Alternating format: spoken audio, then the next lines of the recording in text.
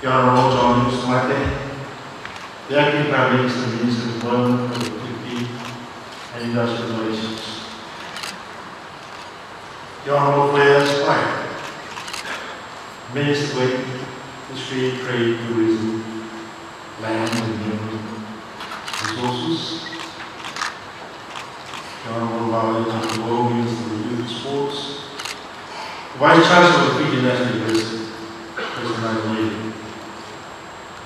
Members of the Fiji National University Council, National Training and Productivity Centre and Policy Board, the Director of the National Training and Productivity Centre, Dr. Ismaili and Glenn. Members of the 2017 Fiji Business Excellence Panel Review, Your Excellency, delegations and members of the board, leaders and executives from the private and public sector, ladies and gentlemen, Assalamu alaikum, namaskar, assalamu alaikum, a very big good to you all. I am indeed honored and delighted to join you this evening for the presentation of the 2017 Business Excellence Awards. I'm sorry to miss last year's opportunity as I was visiting our peacekeeping cruise in the Middle East. This year marks the 90th year of the Fiji Business Excellence Awards, and I'm very delighted with my wife to note that this award ceremony is going from strength to strength each year. It is the hope of the nation of all Fijians that we will be able to keep up the momentum and help transform our nation into one of the most productive and successful democracies in the world. Ladies and gentlemen, this is an evening in which we congregate in great numbers to celebrate excellence. It is an occasion in which we recognize organizations that have distinguished themselves in their journey to be very productive and hopefully attain world-class status. We have all heard the naysayers who believe that Fiji will not be on par with the most productive nations in the world. We should not subscribe to that belief.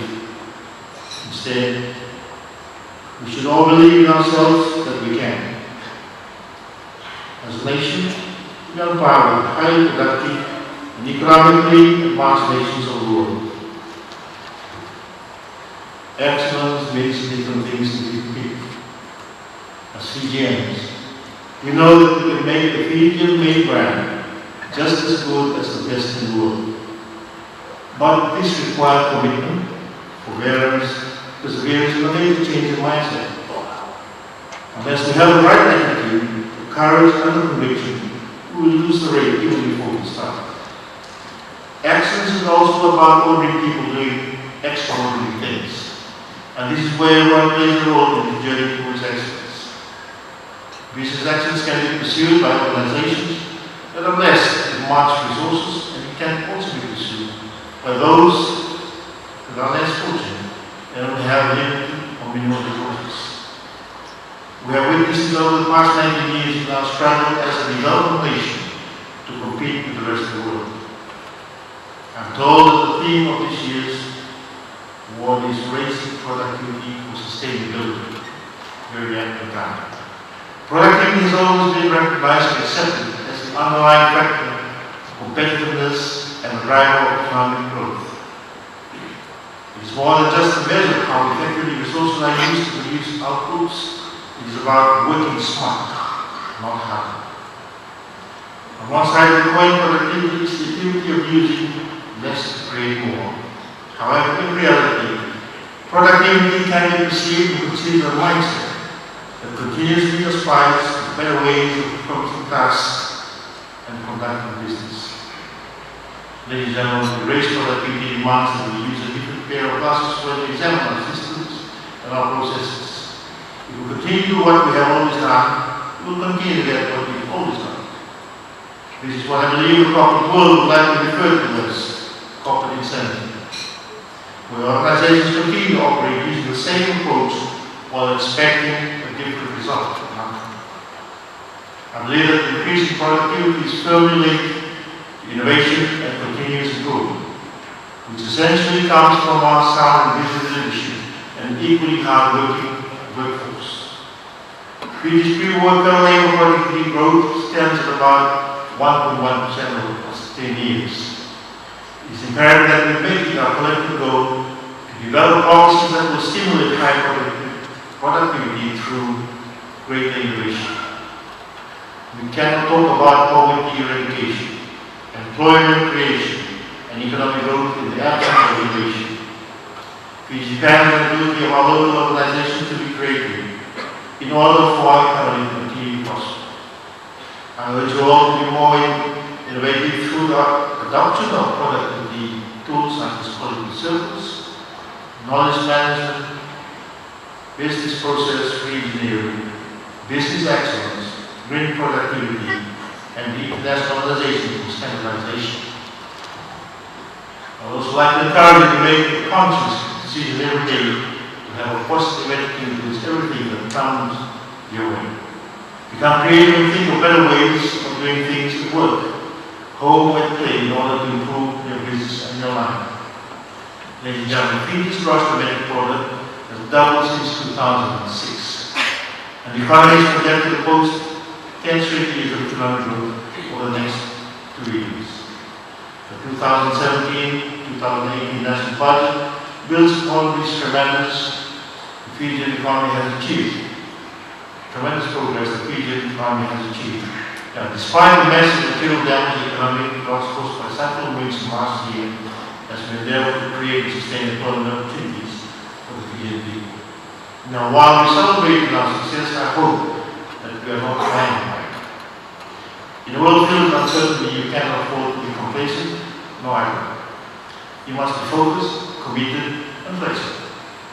Staying afloat in the midst of economic turbulence has become a pressing topic for both the private and public sectors, and even for non-profit organizations.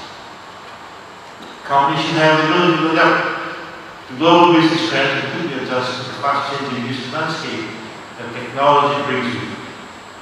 World-class companies never fail to display a remarkable resilience and ability to bounce back from any adversity. Now, these are types of organizations that we should aspire to become. If you focus on developing your people, processes, and products by making them relevant, productive, and adaptable, you will create a sustainable organization that rapidly responds to change and not be intimidated by others or any kind of situation you are facing. In the meantime, it is therefore considered imperative that sometimes we have to pause, learn from our mistakes, adjust, and remain receptive to methods and processes that enable us to cope with any economic challenge that confronts us.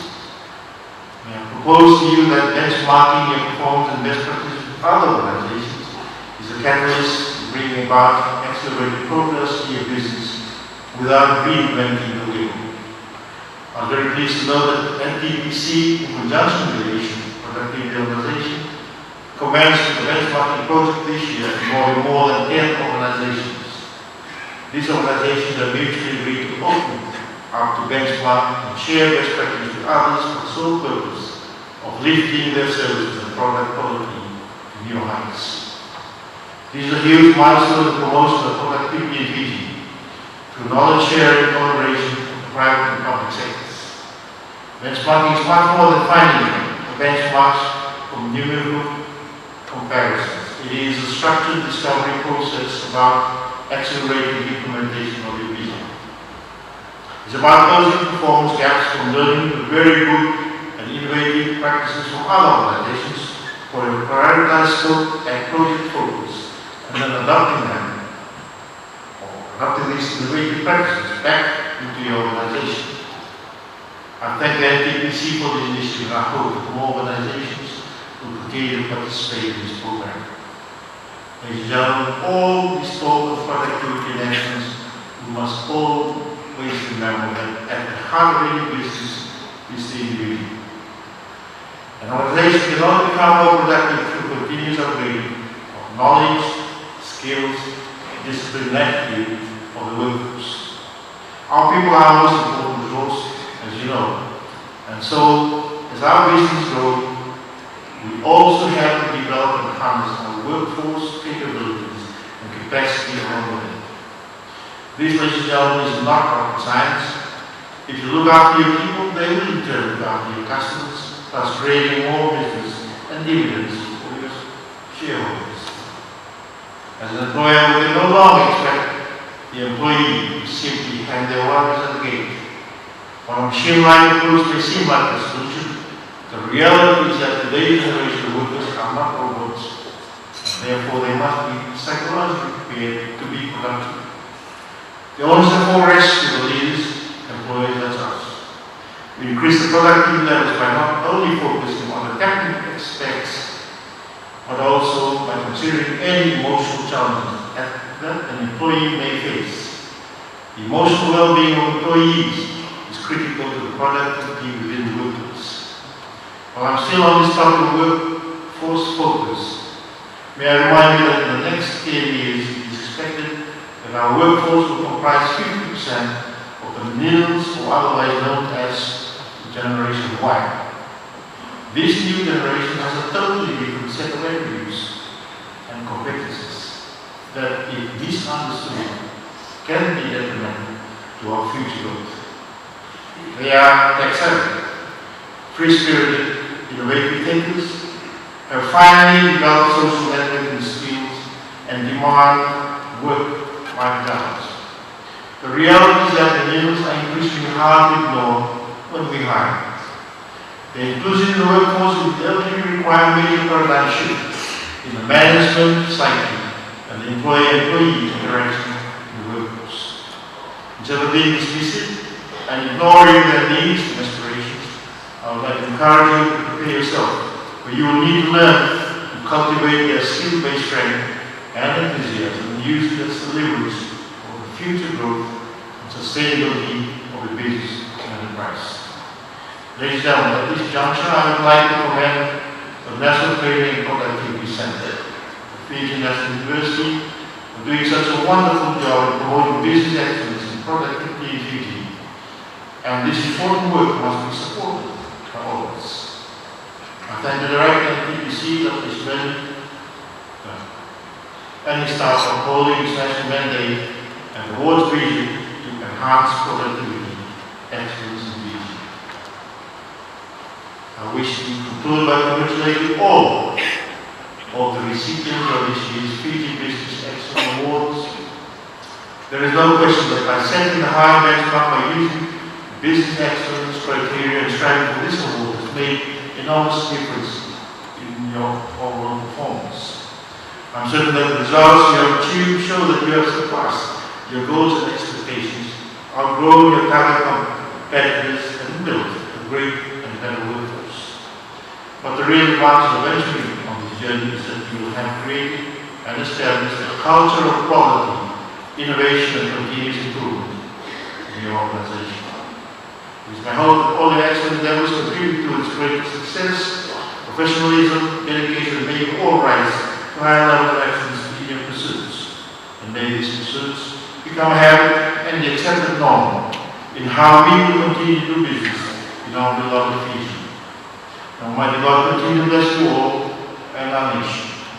Now, I am Tanya Sukriya Sri and thank you.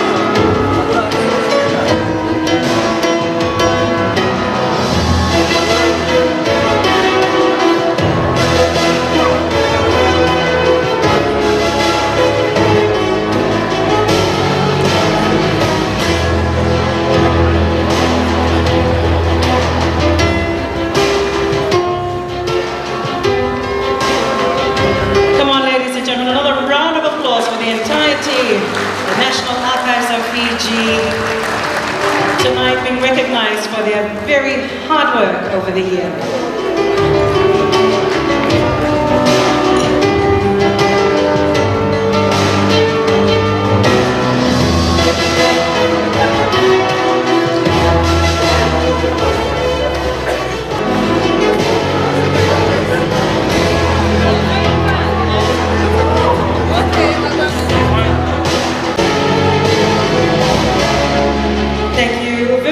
Mr. Dayal. Ladies and gentlemen, please, another round of applause for Life Insurance Corporation of India.